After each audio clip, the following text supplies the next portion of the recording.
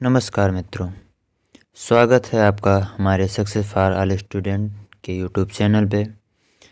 आज हम हिंदी शिक्षण से कुछ महत्वपूर्ण प्रश्नों का अध्ययन करेंगे, उसका अभ्यास करेंगे। तो आइए बिना विलंब किए प्रश्नों का आरंभ करते हैं। प्रश्न है, स्वलीन विकार आर्टिस्टिक डिसऑर्डर में बच्चा अपने हाथ पैर हिलाने में कठिनाई का अनुभव करता है, सामाजिक अंतःक्रिया और संप्रेषण में कठिनाई का अनुभव करता है, अक्सर खाने से मना कर देता है या फिर अपने ही कार्यों में लीन रहता है। तो इसमें आपका सही उत्तर है 2, सामाजिक अंतःक्रिया और संप्रेषण में कठिनाई का अनुभव करता है। बढ़ते हैं अगले प्रश्न पर। एक बहुसांस्कृतिक पृष्ठभूमि वाली कक्षा में भाषा सीखने के बारे में कौन सा विचार उचित है? अधिक पुस्तकों का निर्माण किया जाए, भाषा सिखाने के लिए व्याकरणिक नियमों का और अधिकाधिक प्रयोग होना चाहिए, भाषा परिवेश का निर्माण किया जाए ताकि भाषा अर्जन की सहज स्थिति बन सके, या फिर बच्चों में भाषा सीखने की क्षमता बलपूर्वक विकसित करनी होती है। तो इसका सही उत्तर है 3, भाषा परिवेश का निर्माण किया जाए ताकि भाषा अर्जन की सहज स्थिति बन सके।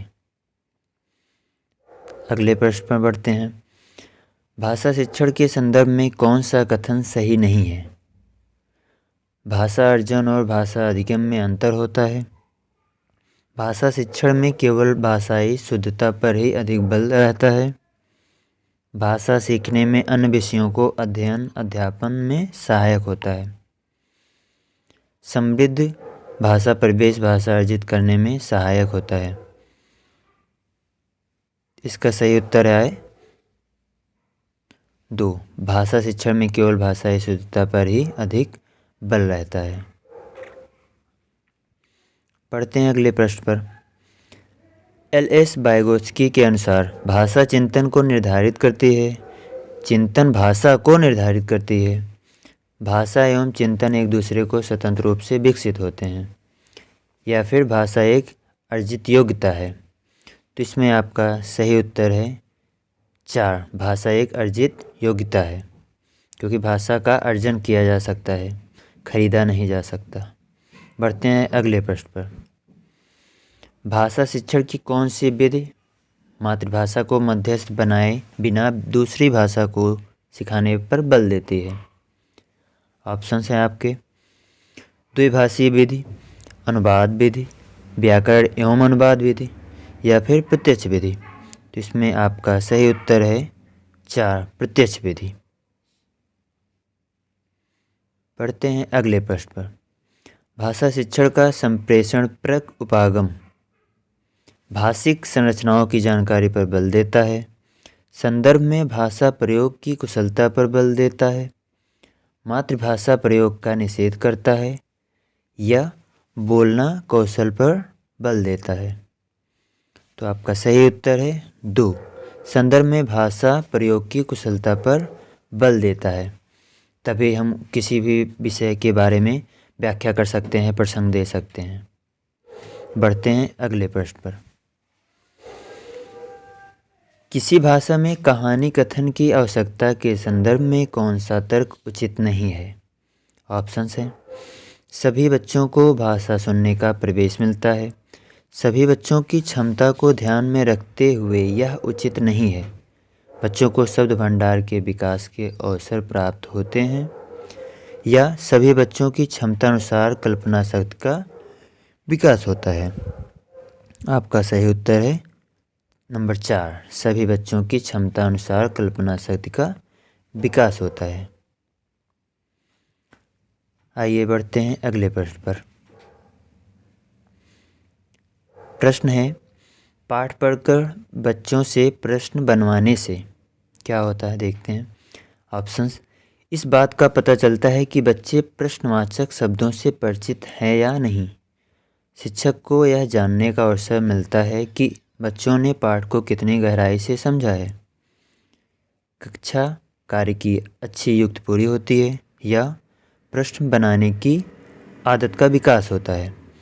तो आपका सही उत्तर है 2, शिक्षक को यह जानने का अवसर मिलता है कि बच्चों ने पाठ को कितनी गहराई से समझा है, अच्छी तरह से समझा है।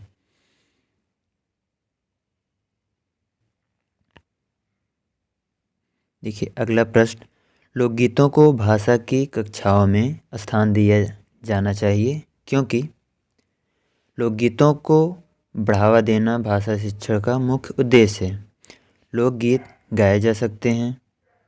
केवल लोकगीतों के माध्यम से पारंपरिक मूल्यों की शिक्षा दी जा सकती है, या इससे बच्चे संस्कृतिगत विशेषताओं से परिचित होते हैं। तो इसमें आपका सही उत्तर है 4। इससे बच्चे संस्कृतिगत विशेषताओं से परिचित होते हैं। बढ़ते हैं अगले प्रश्न पर। सुलेखा ने पाठ को पढ़ते हुए जीवन को जिंदगी पढ़ा।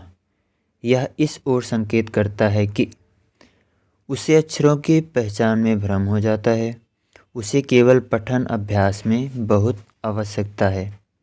सुलेखा ध्यान से नहीं पढ़ती है, वह अक्षर पहचान की बजाय अर्थ को समझते हुए पढ़ रही है। तो इसमें आपका सही उत्तर है 4। वह अक्षर पहचान की बजाय अर्थ को समझते हुए पढ़ रही है। देखते हैं प्रश्न, पढ़ना कौशल में सबसे ज़्यादा महत्वपूर्ण है। शब्दों वाक्यों को शुद्ध रूप से उच्चारित करना, केवल अक्षर पहचान करना, तेज गति से पढ़ना या संदर्भानुसार अर्थ ग्रहण करना। तो इसमें आपका सही उत्तर है 4, संदर्भानुसार अर्थ ग्रहण करना। देखते हैं अगला प्रश्न, भाषा सीखने में जो त्रुटियां होती हैं उन्हें कठोरता से लेना चाहिए या उन्हें जल्दी से दूर किया जाना चाहिए, या फिर वे बच्चों की त्रुटियों की ओर संकेत करती है, या वे सीखने की प्रक्रिया और स्वाभाविक हिस्सा होती हैं जो समय के साथ दूर होने लगती हैं। तो इसमें आपका सही उत्तर है डी, वे सीखने की प्रक्रिया और स्वाभाविक हिस्सा होती हैं जो समय के साथ दूर होने लगती हैं।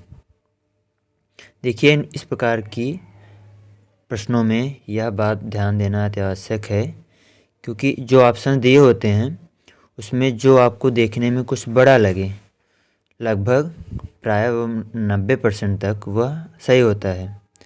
और दूसरी बात ये, जो बच्चों के पक्ष में बात दिखाती है या बच्चों के बारे में कुछ भी प्रदर्शित करती है, तो उस आंसर को आप सही लगा सकते हैं। इस प्रकार देखते हैं अगला प्रश्न, बच्चे भाषा सीखने की क्षमता के साथ पैदा होते हैं, मुख्यतः यह किसका विचार है? ए एल.एस. वाइगोत्स्की, इवान पेवलॉव, नाओम चॉम्स्की या जीन पियाजे।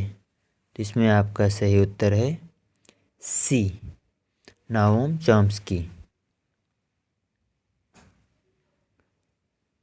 देखते हैं अगला प्रश्न, लिखित कार्य की जांच में बच्चों की सहायता लेने से केवल पठन कौशल का अभ्यास होता है, बच्चे ज़्यादा गलतियां ढूंढना सीख जाते हैं, बच्चों को दूसरों के हस्तलिखित सामग्री को पढ़ने का अवसर और अवलोकन क्षमता के विकास का अवसर मिलता है, या फिर बच्चे दूसरों के विचारों से परिचित होते हैं।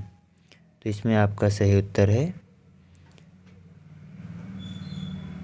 3, बच्चों को दूसरों के हस्तलिखित सामग्री को पढ़ने का अवसर और अवलोकन क्षमता के विकास का अवसर मिलता है। देखते हैं अगला प्रश्न, मैंने चाट खाई और फिर मैंने हंसी। शर्मिला का यह भाषा प्रयोग मुख्यतः किस ओर संकेत करता है? व्याकरणिक नियमों की जानकारी न होना, या नियमों का अति सामान्यीकरण करना, भाषा प्रयोग में असावधानी, या भाषा की समझ न होना। इसमें आपका सही उत्तर है ए, व्याकरणिक नियमों की जानकारी न होना। चलिए फिर मिलते हैं इस प्रकार के अच्छे अच्छे प्रश्नों के साथ। पढ़ते रहिए और हमारे वीडियोस को लाइक कीजिए, शेयर कीजिए, और अगर हमारे चैनल पर नए हैं तो सब्सक्राइब कीजिए। और खूब अच्छे से पढ़ते रहिए। आप भी हमारा सहयोग दें, हम भी आपका सहयोग देंगे। आपका भी अच्छे से परीक्षा हो जाए। ठंड है, बचा के रहिएगा, पढ़ते रहिए। धन्यवाद। जय हिंद, जय भारत।